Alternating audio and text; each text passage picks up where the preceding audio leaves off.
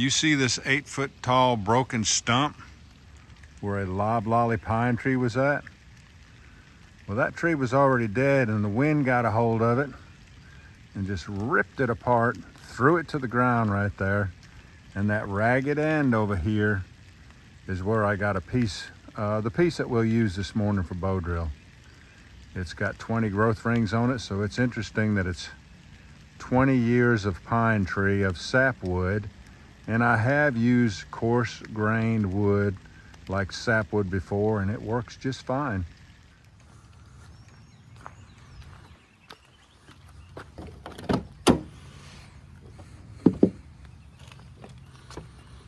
And here's what we're working with today. 20 years of sapwood. The bark was directly on top of this surface, and we're down in there about 1.5 inches.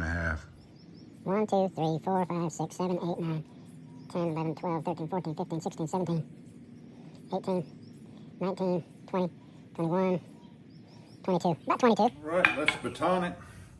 Try to come up with a 3/4 inch spindle or a little bit smaller.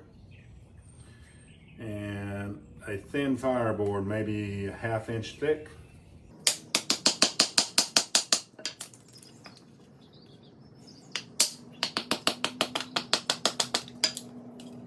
Not looking too good.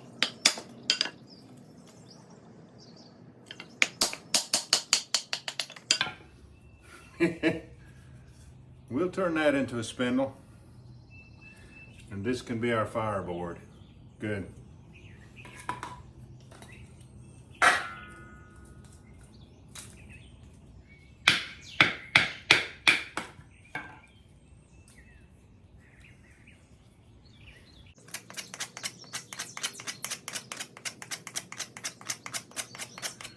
All right, I always like to go to square first before I start making it round.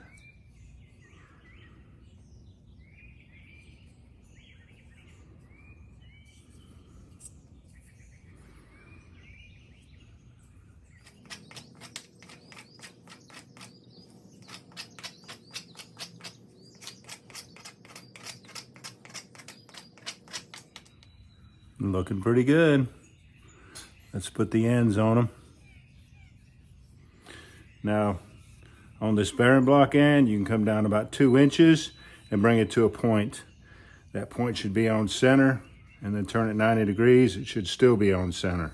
When I get this end squared, I'll come down to about 1/4 inch, cut facets all the way around, come up 1/8 inch, facets all the way around, come up 1/16 inch, facets all the way around. Gotta square up this hot end first though.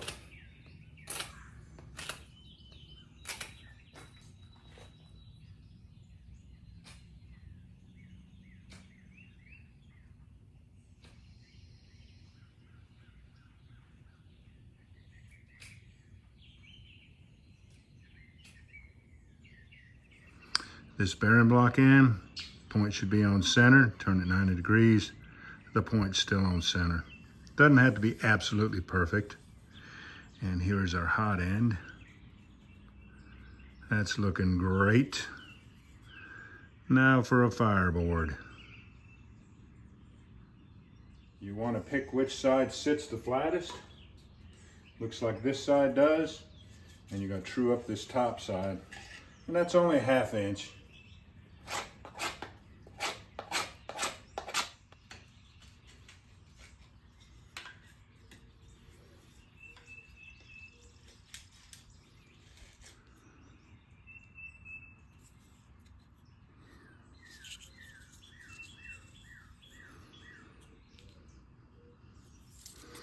All right, let's get our wood shavings together because that's going to be our tinder bundle. And then we'll do our little fire lay in the hobo stove.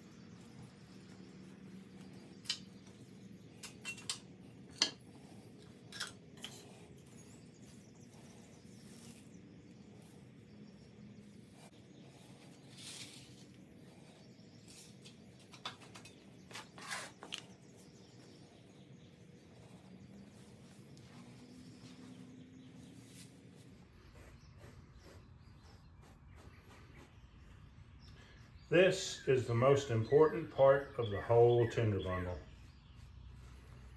Right here.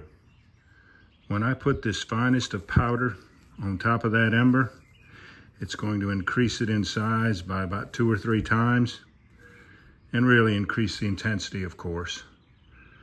This is the magic right here.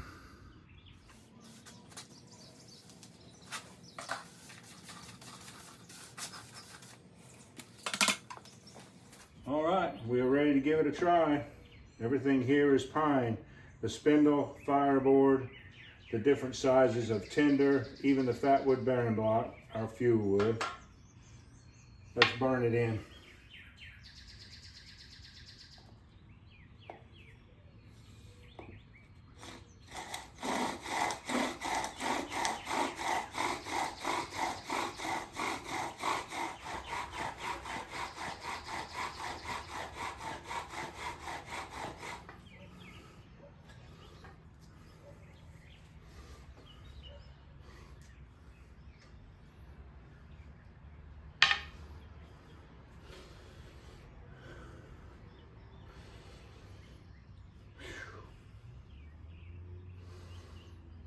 All right. I thought it was going to be ignited there for a second.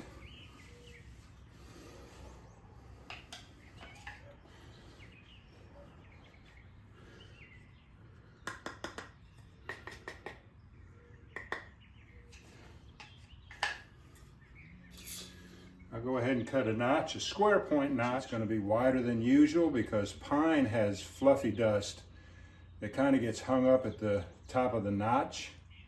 Sometimes you just have to stop and use the point of your knife to make it go down, fall down into that notch. All right, I was not expecting to be this close to the bottom already. It could still make an ember. I'm certainly going to try it. And the tip of our spindle looks really good. Let's go for that ember.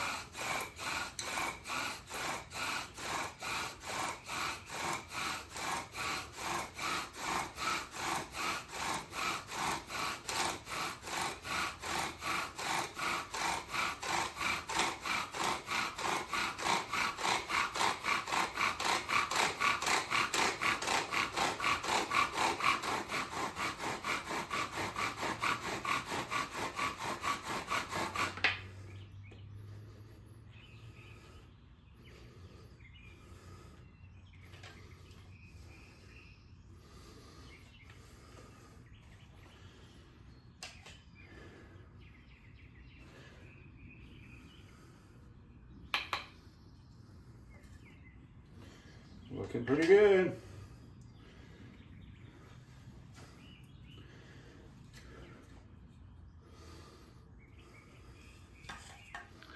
The bottom of the divot held up fine.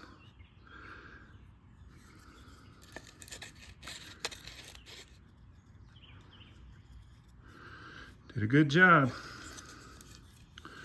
Did a very good job.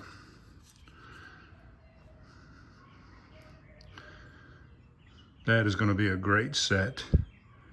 Good.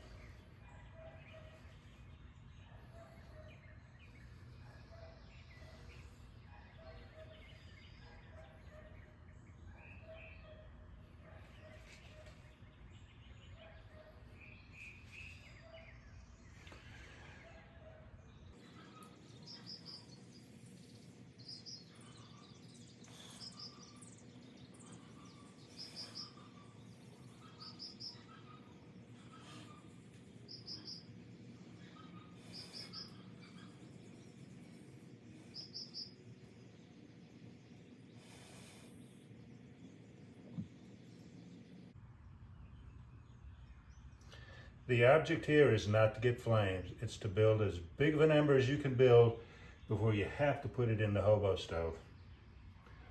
So I wouldn't be happy to see a pop-up flame right now. I'd probably snuff it out and go on, continue developing the size and the intensity of that ember.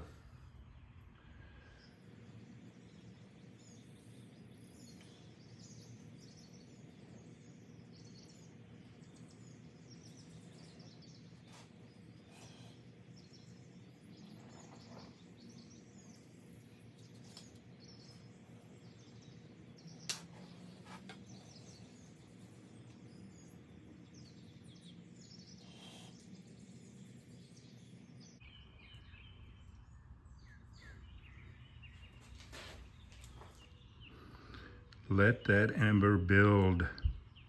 Don't get excited about a little pop-up flame.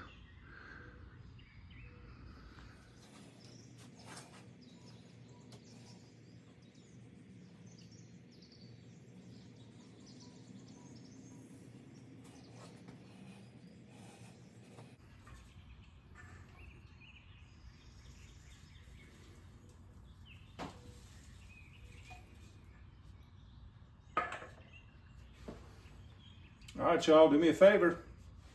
Before you leave my channel, please subscribe, hit the notification bell, and in that drop-down list, select all, and do give the video a like.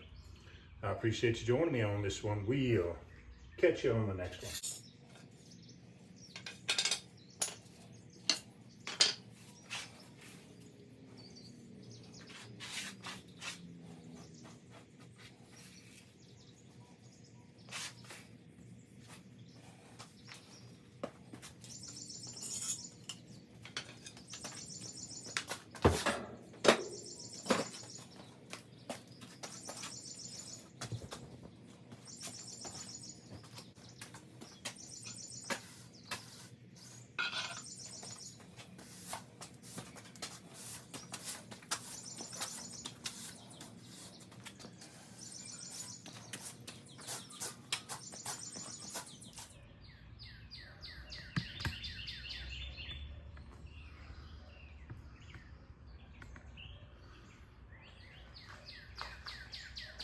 It always seems to rain on trash day.